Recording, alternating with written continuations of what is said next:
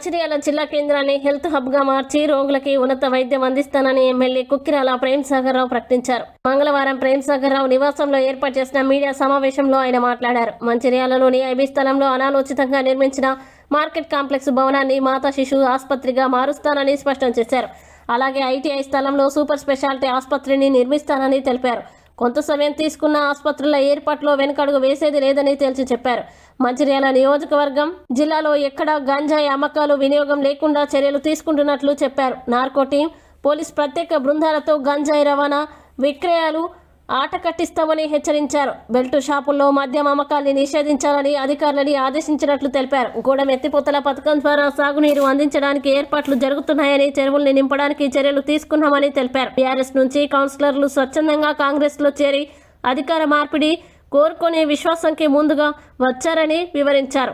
ప్రభుత్వం మారిన తర్వాత బీఆర్ఎస్ పై ఎలాంటి కక్ష సాధింపు ఉండదని, ప్రజాధనం దుర్వినియోగం చేసి చట్ట వ్యతిరేక కార్యక్రమాలకి పాల్పడిన వారి పట్ల చట్టపరంగా శిక్షలు తప్పవని అన్నారు. పేద ప్రజలకి అన్యాయం జరిగితే కాంగ్రెస్ ప్రభుత్వం చూస్తూ ఊరుకోదని, ఎన్నికల సమయంలో హాజీపూర్కి ప్రచారంకి వచ్చిన మాజీ మంత్రి హరీష్ రావుకి అత్తగారి ఊరు గుర్తుకు రావడం విడ్డూరంగా ఉందని ఎద్దేవా చేశారు. రాష్ట్ర మిగతా నాయకులు వాళ్ళందరూ కలిసి ఎవరు మంత్రి ఉండాలి, ఎవరు ఉండదు అనేది వాళ్ళ నిర్ణయం. అది moreover this is purely as for the constitution is concern, this is priority of chief minister. But Congress party అలాగే కాంగ్రెస్ పార్టీ కాబట్టి కాంగ్రెస్ పార్టీ విల్ టేక్. ఇప్పుడు నేను ఆదినం అడిగింది, ఆయన మాట ఇచ్చింది వాస్తవం. కానీ ఆదినం అడిగింది నేను ఉమ్మడి ఆదిలాబాద్ జిల్లాకు నష్టం జరిగింది, ఆ నష్టాన్ని పూడ్చడానికి నాకు కావాలని అడిగిన దానికి ఆయన ఒప్పుకున్నాడు. ఆ కార్యక్రమం ఖచ్చితంగా చేస్తాం. అది ఇక మినిస్టర్ అనేది పనిచేయడానికి ఏదన్నా లేకుండా పనిచేస్తాం. మాజీ మంత్రి హరీష్ రావు గారు అది ఒకటి ఇప్పుడు దాని విషయం చెప్తాను కదా. వదిలిపెట్టమనే కార్యక్రమం ఎవరైతే చట్ట పరిధాటి పనిచేసిందో ఎవరు చేస్తున్నాడు దానికి ఏదో అంటారు కదా, మన దయాలు వేదాలు వలసినట్టున్నారు. ఈ ఉమ్మడి రాష్ట్రంలో కానీ అని చెప్పిన మొత్తం అడిగిన సమాధానం ఎందుకంటే ఇక్కడ ఉమ్మడి రాష్ట్రంలో కాంగ్రెస్ పార్టీ తెలుగుదేశం చేసిన మాట్లాడుకున్నాం. కానీ ఇటువంటి వేధింపు చర్యలని 2014 తర్వాత మొదలైన దానికి శ్రీకారం చుట్టింది టీఆర్ఎస్ పార్టీ, అలా ఏ రకమైన సందేహం లేదు. సో ఇక వాళ్ళు దాని గురించి ఇంట్రాస్పెక్షన్ అంటారు. ఆ ఇంట్రాస్పెక్షన్ ఆత్మ పరిశీలన చేసుకోవాలి. ఆత్మ పరిశీలన వాళ్ళు చేసుకుంటే వాళ్ళకి కనబడుతుంది, నేను చెప్పడం అవసరం లేదు. ఇప్పుడు మొన్న చూసిన అసెంబ్లీ ఒకటి 2 రోజులు జరిగింది.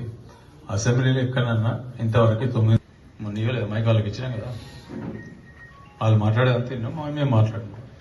సందర్భం వచ్చిన ప్రతి ఒక్కరు సమాజానికి ఎవరైతే శత్రువులు మాకు కూడా శత్రువులే, పేద ప్రజలకు ఎవరైతే శత్రువులు మాకు కూడా శత్రువులే. ఇంతవరకు అయితే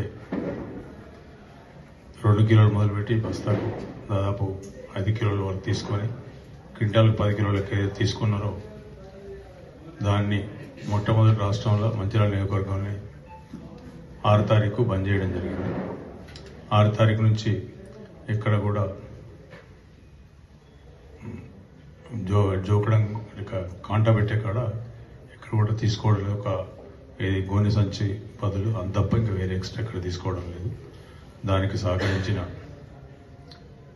అధికారులకు వాళ్ళకు సంబంధించి అందరికీ ప్రతి కృతజ్ఞతలు. మొట్టమొదట మా రాష్ట్రంలో మా నియోజకవర్గం మొదలైంది సరే, ఇప్పుడు తర్వాత చాలా దగ్గర చార్జ్ చేసిండ్రు, మా దగ్గరే మొదలైంది. గెలిచినాక 3వ రోజే రైతుల బాధ వాళ్ళ కష్టం తెలిసింది కాబట్టి గడిచిన 7-9 సంవత్సరాల నుంచి ఏ రకమైన నరకం అనుభవించిన ఉద్దేశంతో మొట్టమొదటిగా దాని మీద, ఎందుకంటే ఎన్నికల సందర్భంగా ప్రచారానికి వెళ్ళినప్పుడు సార్ మరి ఈ సంవత్సరం ఎన్నికలకి అయిపోతానే కదా, మరి కాంటెస్ట్ అప్పుడు 4 కిలోలు తీసుకుంటారా 5 కిలోలు తీసుకుంటారా అడగడం జరిగింది.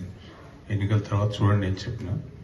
గెలిచినాక 3వ రోజే 6వ తారీఖు నుంచి 5వ తారీఖు మాట్లాడి 6వ తారీఖు నుంచి స్టాప్ చేయడం జరిగింది. మధ్యలో ఎక్కడో అక్కడ ఒక డిసిఎంఎస్ వాళ్ళు 1 కిలో ఎక్స్ట్రా ఇస్తుందని తెలిస్తే ఇమీడియట్ జేసీకి ఫోన్ చేసి చెప్తే ఆయన పోయి సీరియస్ వార్నింగ్ ఇస్తే వాళ్ళు కూడా బంద్ చేశారు. ఇక ఈ డిసిఎంఎస్ మీద ఖచ్చితంగా రేపు ఈ సంక్రాంతి తర్వాత ఒకసారి మొత్తం వెరిఫై చేసి ఈ గడిచిన 9 సంవత్సరాల నుంచి 8.5-9 సంవత్సరాల నుంచి డిసిఎంఎస్ వాళ్ళ కొనుగోలులో చాలా అవకతవకలు జరిగినాయి. అపాయింట్మెంట్ అవి వాళ్ళ అపాయింట్మెంట్ చేసే కాడ కానీ ఇక్కడ కానీ ఈ డిపాజిట్లని ఇంకేదో లంచాలు గించాలు అన్ని రకాలు తీసుకొని ఈ జోకుట్లే కాకుండా దాంతోపాటు రైతులకు పేమెంట్ చేసేటప్పుడు చాలా సందర్భాల్లో 20,000 30,000 తక్కువ ఇచ్చడం జరిగింది. అవన్నీ కేసులు రిజిస్టర్ చేయించి డిసిఎంఎస్ మొత్తం సంస్థ మీద గడిచిన 9 సంవత్సరాలు ఏవైతే అవకతవకలు జరిగినా వాటన్నింటి మీద సిబిసిఐడికి రాసి ఎంక్వైరీ చేయించడం జరుగుతుంది. రెండోది, ఇప్పుడు వచ్చే వేసంగి నుంచి ఈ ఏవైతే కేంద్రాలు ఉన్నాయో ఆ కేంద్రాలన్నీ ఐకేపీ వాళ్ళకి ఇవ్వడం జరుగుతుంది. మిగతా డిసిఎంఎస్ కానీ లేకపోతే డిసిఎంఎస్ అయితే బ్యాన్ చేస్తున్నాం ఖచ్చితంగా ఇక్కడ ఈ జిల్లాలో. అదేవిధంగా అంటే మన ఉమ్మడి ఆదిలాబాద్ జిల్లాలో బ్యాన్ చేస్తాం. అదేవిధంగా రాష్ట్రంలో కూడా ముఖ్యమంత్రిగా మాట్లాడి మొత్తం రాష్ట్రంలో డిసిఎంఎస్ వాళ్ళు కొనుగోలు చేయకుండా బ్యాన్ చేయడం జరుగుతుంది. అంటే ఎన్ని రకాల దోపిడీకి గురైన కనబడుతుంది మాకు. ఇది కాంగ్రెస్ పార్టీ విజయం. ప్రత్యేకంగా ఇది మంచిర్యాల నియోజకవర్గం నుండి రైతుల విజయంగా చెప్పగలుగుతాం. మంచిర్యాల జిల్లా కేంద్ర